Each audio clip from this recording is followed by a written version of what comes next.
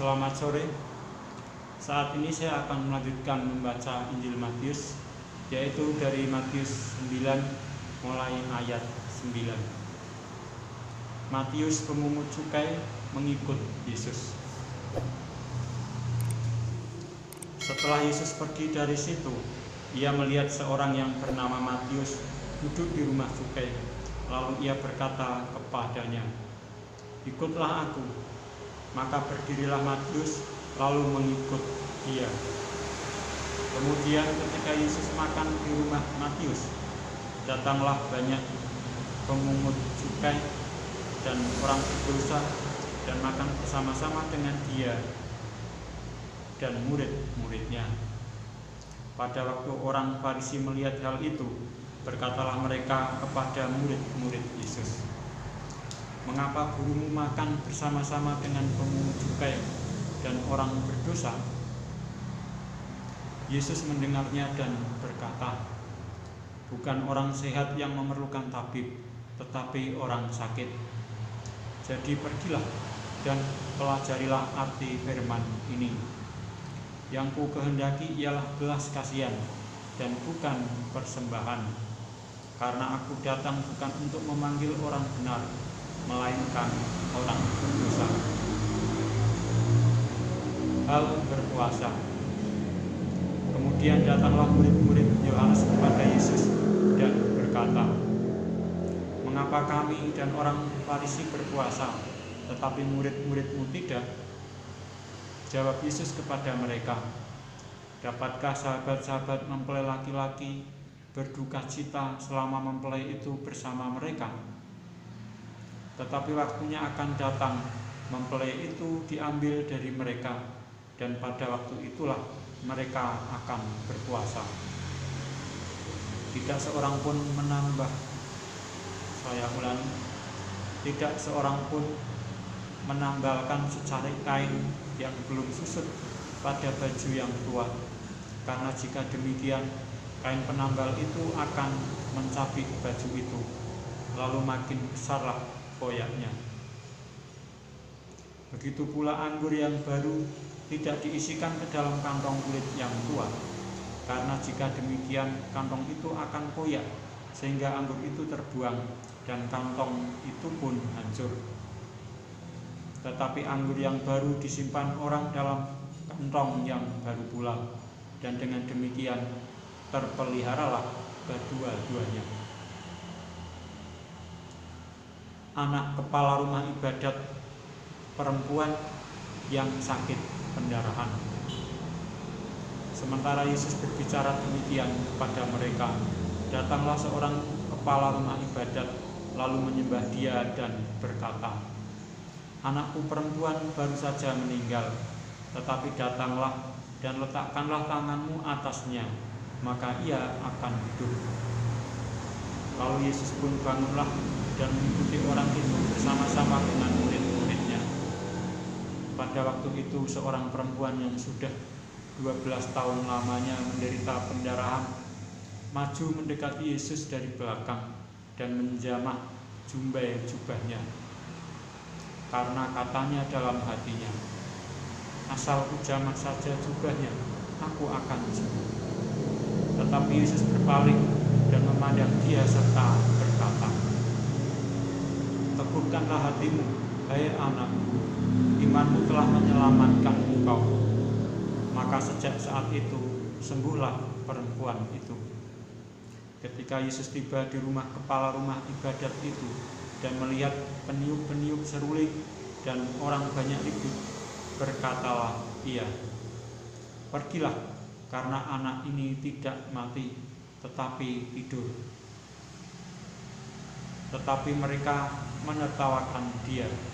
Setelah orang banyak itu diusir, Yesus masuk dan memegang tangan anak itu, lalu bangkitlah anak itu.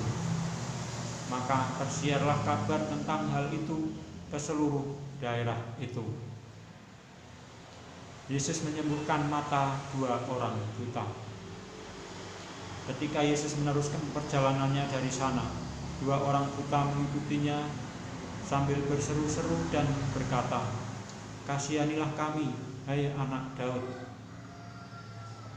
Setelah Yesus masuk ke dalam sebuah rumah, datanglah kedua orang buta itu kepadanya, dan Yesus berkata kepada mereka, "Percayakah kamu bahwa aku dapat melakukannya?" Mereka menjawab, "Ya Tuhan, kami percaya." Lalu Yesus menjamah mata mereka sambil berkata, "Jadilah kepadamu menurut imanmu." Maka meleklah mata mereka. Dan Yesus pun dengan tegas berpesan kepada mereka, katanya, "Jagalah supaya jangan seorang pun mengetahui hal ini." Tetapi mereka keluar dan memasyhurkan Dia ke seluruh daerah itu. Seorang bisu disembuhkan.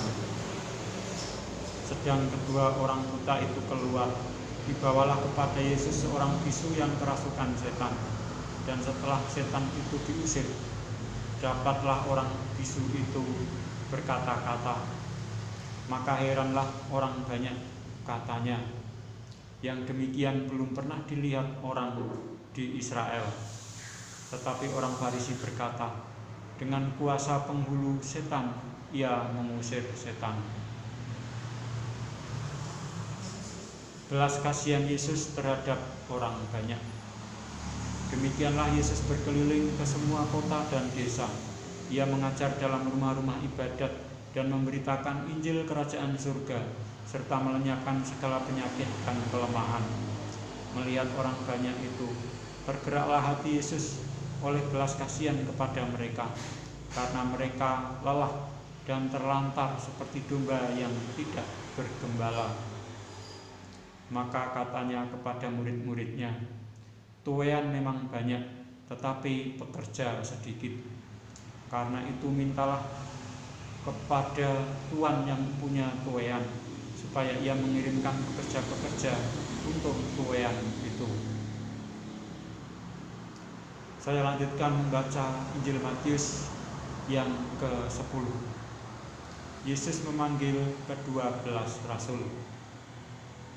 Yesus memanggil ke-12 muridnya dan memberi kuasa kepada mereka untuk mengusir roh-roh jahat dan untuk melenyapkan segala penyakit dan segala kelemahan. Inilah nama ke-12 rasul itu. Pertama, Simon yang disebut Petrus, dan Andreas saudaranya, dan Yakobus anak Zebedeus, dan Yohanes saudaranya, Filipus dan Bartolomeus, Thomas dan Matius pemungut cukai, Yakobus anak Alfeus dan Tadius, Simon orang Selot, dan Yudas Iskariot yang mengkhianati Dia. Yesus mengutus ke-12 rasul. Ke-12 murid itu diutus oleh Yesus, dan Ia berpesan kepada mereka, "Janganlah kamu menyimpang ke jalan bangsa lain atau masuk ke dalam kota orang Samaria, melainkan pergilah kepada domba-domba yang hilang dari umat Israel. Pergilah dan beritakanlah, kerajaan surga sudah dekat. Sembuhkanlah orang sakit, bangkitkanlah orang mati, lahirkanlah orang kusta, usirlah setan-setan. Kamu telah memperolehnya dengan cuma-cuma, karena itu berikanlah pula dengan cuma-cuma. Janganlah kamu membawa emas atau perak atau tembaga dalam ikat pinggang. Janganlah kamu membawa bekal dalam perjalanan.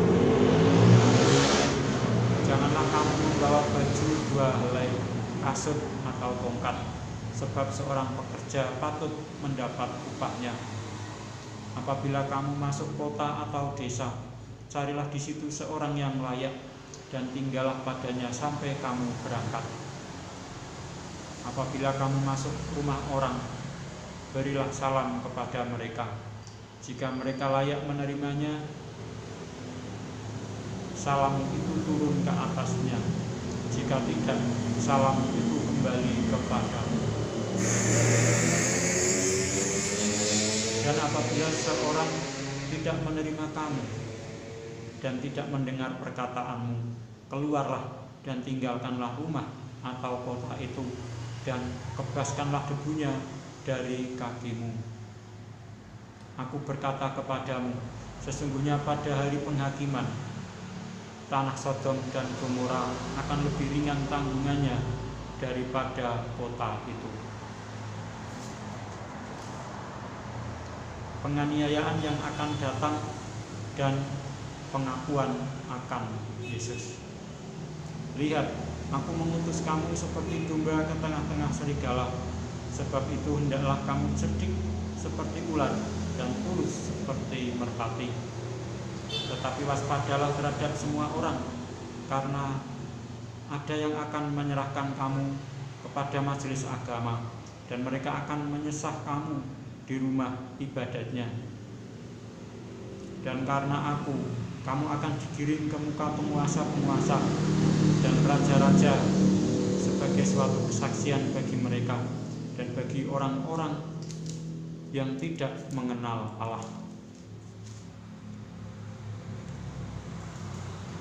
Apabila mereka menyerahkan kamu, janganlah kamu khawatir akan bagaimana dan akan apa yang harus kamu katakan, karena semuanya itu akan dikaruniakan kepadamu pada saat itu juga. Karena bukan kamu yang berkata-kata, melainkan roh Bapamu, Dia yang akan berkata-kata di dalam kamu. Orang akan menyerahkan saudaranya untuk dibunuh, demikian juga seorang ayah akan anaknya, dan anak-anak akan memberontak terhadap orang tuanya dan akan membunuh mereka. Dan kamu akan dibenci semua orang oleh karena namaku, tetapi orang yang bertahan sampai pada kesudahannya akan selamat. Apabila mereka menganiaya kamu dalam kota yang satu, larilah ke kota yang lain, karena aku berkata kepadamu, sesungguhnya sebelum kamu selesai mengunjungi kota-kota Israel, Anak Manusia sudah datang. Seorang murid tidak lebih daripada gurunya, atau seorang hamba daripada tuannya. Cukuplah bagi seorang murid jika ia menjadi sama seperti gurunya, dan bagi seorang hamba jika ia menjadi sama seperti tuannya. Jika tuan rumah disebut Beelzebul, apalagi seisi rumahnya. Jadi janganlah kamu takut terhadap mereka, karena tidak ada sesuatu pun yang tertutup yang tidak akan dibuka, dan tidak ada sesuatu pun yang tersembunyi yang tidak akan diketahui. Apa yang kukatakan kepadamu dalam gelap, katakanlah itu dalam terang. Dan apa yang dibisikkan ke telingamu, beritakanlah itu dari atas atap rumah. Dan janganlah kamu takut kepada mereka yang dapat membunuh tubuh, tetapi yang tidak berkuasa membunuh jiwa. Takutlah terutama kepada Dia yang berkuasa membinasakan baik jiwa maupun tubuh di dalam neraka. Bukankah burung pipit dijual 2 ekor seduit, namun seekor pun daripadanya tidak akan jatuh ke bumi di luar kehendak Bapamu. Dan kamu, rambut kepalamu pun terhitung semuanya. Sebab itu janganlah kamu takut, karena kamu lebih berharga daripada banyak burung pipit. Setiap orang yang mengakui aku di depan manusia, aku juga akan mengakuinya di depan Bapa-Ku yang di surga. Tetapi barang siapa menyangkal aku di depan manusia, aku juga akan menyangkalnya di depan Bapa-Ku yang di surga.